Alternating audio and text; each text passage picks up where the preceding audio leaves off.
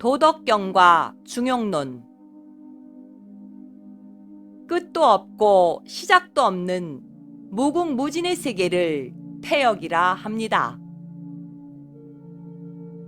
끝도 없고 시작도 없는 의식만이 존재하는 세계를 태역이라 합니다. 끝도 없고 시작도 없는 무궁무진의 세계에서 움직임이 탄생되는 것을 태초라 합니다. 끝도 없고 시작도 없는 의식만이 존재하는 세계에서 시간이 탄생되는 것을 태초라 합니다. 끝도 없고 시작도 없는 무한의 시간 속에서 모양이 없는 모양이 탄생되는 시기를 태시라 합니다. 끝도 없고 시작도 없는 무한의 시간 속에서 모양 속에 모양이 탄생되는 시기를 태소라 합니다. 끝도 없고 시작도 없는 무한의 시간 속에서 그릇과 모양에 신이 깃들어지는 시기를 태소라 합니다. 모양이 없는 도에서 모양이 탄생되는 것을 창조라 합니다. 모양이 없는 도에서 모양을 담을 수 있는 그릇이 탄생되는데 이것을 조물주의 조물작용이라 합니다. 하늘의 도에서 하늘을 닮은 그릇이 나왔습니다. 하늘의 도에서 하늘에 돌을 담을 수 있는 그릇이 나왔습니다.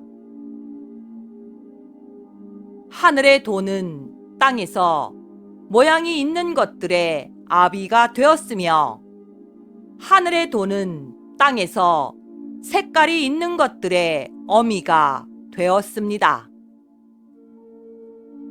하늘 스스로 정한 그 길을 도라 합니다.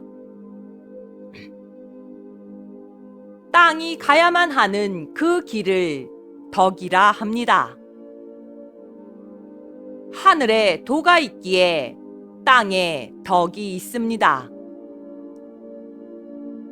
길 위에 있는 길을 도라 하며 길 안에 있는 길을 덕이라 합니다.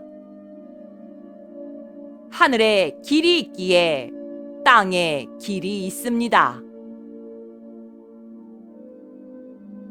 하늘에 마음을 품고 있는 사람의 마음을 천성이라 합니다. 사람의 마음 속에서 작동되는 하늘의 도를 천명이라 합니다. 하늘이 생명체에게 심어놓은 도는 천성이 되고 생명체 속에서 작용하고 있는 하늘의 도는 천명이 됩니다. 하늘의 도는 땅에서는 성명이 됩니다. 땅에서 성명의 도는 중용이 되고 땅에서 중용의 도는 조화의 덕이 됩니다. 하늘의 도가 땅에서 조화의 덕이 되니 하늘의 무궁무진의 도가 사람의 마음에 천성과 천명으로 이어지니 땅에서 조화와 균형의 중용의 덕이 되니 하늘의 도와 땅의 덕이 만나 길과 어둠의 도덕이 탄생됨이라.